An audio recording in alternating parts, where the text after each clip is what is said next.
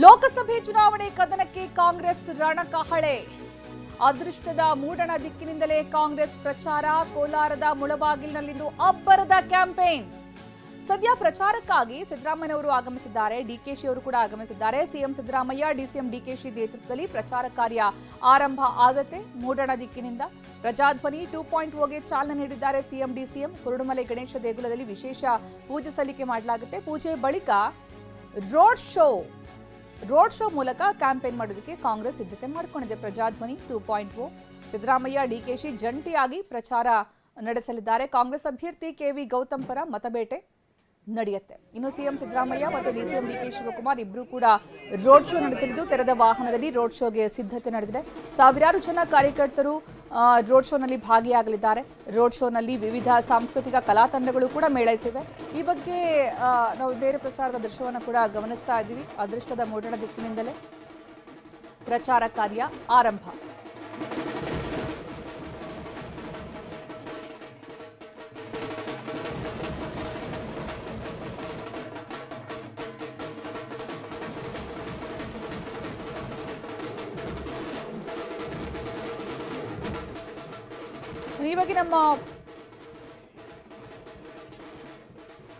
ಈ ಬಗ್ಗೆ ನಮ್ಮ ಪ್ರತಿನಿಧಿ ರಾಜೇಂದ್ರ ಸಿಂಹ ಪ್ರತ್ಯಕ್ಷ ವರದಿಯನ್ನ ಕೊಟ್ಟಿದ್ದಾರೆ, ನೋಡೋಣ ಬನ್ನಿ. ಲೋಕಸಭಾ ಚುನಾವಣೆ ಹಿನ್ನೆಲೆಯಲ್ಲಿ ಕಾಂಗ್ರೆಸ್ ಇವತ್ತಿನಿಂದ ಲೋಕಸಭಾ ಚುನಾವಣೆಯ ಪ್ರಚಾರ ಕಾರ್ಯವನ್ನ ಆರಂಭ ಮಾಡ್ತಾ ಇದೆ. ಅದು ರಾಜ್ಯದ ಮುಳಬಾಗಿಲಿನಿಂದ ಒಂದು ಪ್ರಚಾರ ಕಾರ್ಯವನ್ನ ಆರಂಭ ಮಾಡ್ತಾ ಇರುವಂತದ್ದು. ನಾವು ಇವತ್ತು ಅದೇ ಮುಳಬಾಗಿಲಿನಲ್ಲಿದ್ವಿ. ದೃಶ್ಯದಲ್ಲಿ ನೋಡೋದಾದ್ರೆ ಈಗಾಗಲೇ ಮುಳಬಾಗಿಲಿನಿಂದ ಪ್ರಚಾರಕ್ಕೆ ಈಗಾಗಲೇ ಸಾಕಷ್ಟು ಸಿದ್ಧತೆಗಳನ್ನ ಮಾಡಿಕೊಳ್ಳಲಾಗಿದೆ. ರಾಜ್ಯದ ಮೂಡಣ ಬಾಗಿಲು ಮುಳಬಾಗಿಲು ಅಂತ ಹೇಳಿ ಇಲ್ಲಿಂದ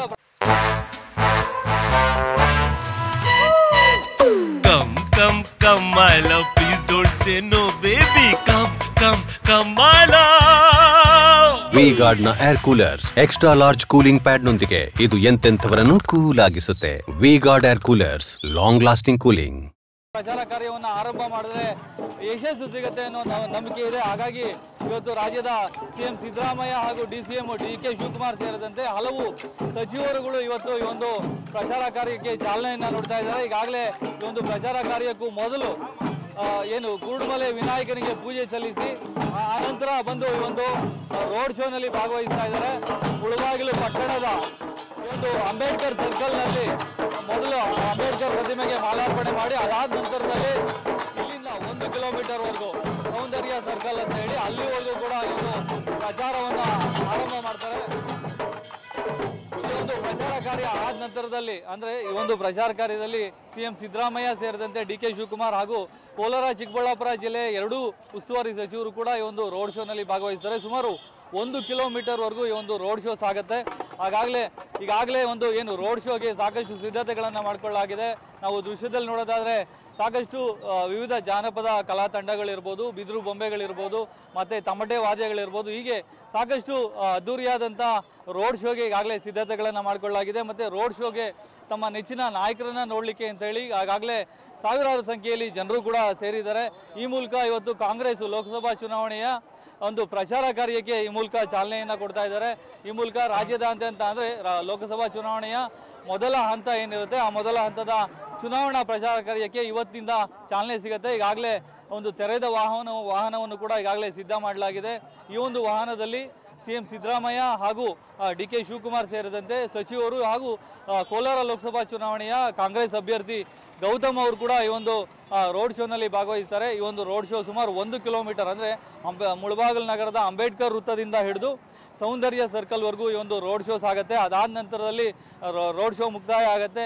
ಈ ಮೂಲಕ ಕೋಲಾರದ ರಾಜ್ಯದ ಮೂಡಣ ಬಾಗಿಲಿನಿಂದ ಹಿಡಿದು ಏನು ಮೊದಲ ಹಂತದ ಲೋಕಸಭಾ ಚುನಾವಣೆಗೆ ಕಾಂಗ್ರೆಸ್ ತನ್ನ ಭರ್ಜರಿ ಪ್ರಚಾರಕ್ಕೆ ಚಾಲನೆಯನ್ನು ಕೊಡ್ತಾ ಇರೋದು. ಈ ಮೂಲಕ ಮುಳಬಾಗಿಲಿನಿಂದ ಆರಂಭ ಮಾಡಿದ್ರೆ ಯಶಸ್ಸು ಸಿಗುತ್ತೆ ಅನ್ನೋ ನಂಬಿಕೆಯಿಂದ ಮುಳಬಾಗಿಲಿನಿಂದ ಇವತ್ತು ಕಾಂಗ್ರೆಸ್ ತನ್ನ ಪ್ರಚಾರ ಕಾರ್ಯವನ್ನು ಆರಂಭ ಮಾಡ್ತಾ ಇದೆ. ಕ್ಯಾಮ್ರಾಮನ್ ಮಂಜುನಾಥ್ ಜೊತೆ ರಾಜೇಂದ್ರ ಸಿಂಹ, TV9 ಕೋಲಾರ.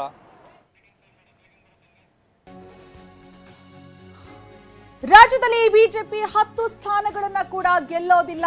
10 ಸ್ಥಾನ ಗೆಲ್ಲಲ್ಲ ಅಂತ ಗುಪ್ತಚರ ದಳ ಮಾಹಿತಿ ನೀಡಿದೆ. ರಾಜ್ಯದಲ್ಲಿ ಬಿಜೆಪಿ 10 ಸ್ಥಾನ ಕೂಡ ಗೆಲ್ಲೋದಿಲ್ಲ ಅಂತ ಮಾಹಿತಿ ಸಿಕ್ಕಿರೋದು ಗುಪ್ತಚರ ದಳದಿಂದ ಅಂತ ಕೋಲಾರದಲ್ಲಿ ವಿನಯ್ ಕುಮಾರ್ ಸೊರಕೆ ಹೇಳಿಕೆ ಕೊಟ್ಟಿದ್ದಾರೆ. ವಿನಯ್ ಕುಮಾರ್ ಸೊರಕೆ ಕೆಪಿಸಿಸಿ ಪ್ರಚಾರ ಸಮಿತಿ ಅಧ್ಯಕ್ಷರು.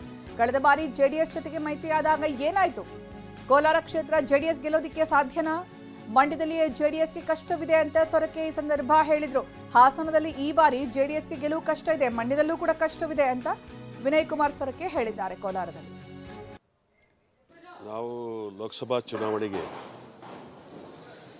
ಪುರಾಣ ಪ್ರಸಿದ್ಧ ಕುರುಡುಮಲೆ ದೇವಾಲಯದಿಂದ ಪ್ರಾರ್ಥನೆ ಸಲ್ಲಿಕೆ ಮಾಡಿ ಮಾನ್ಯ ಮುಖ್ಯಮಂತ್ರಿಗಳು, ನಂತರ ಕರ್ನಾಟಕ ಪ್ರದೇಶ ಕಾಂಗ್ರೆಸ್ ಅಧ್ಯಕ್ಷರು, ನಾವು ಕಾಂಗ್ರೆಸ್ ಪಕ್ಷದ ಎಲ್ಲ ಮುಖಂಡರು ಕೂಡ ಜೊತೆಯಲ್ಲಿ ಸೇರಿ ನಾವು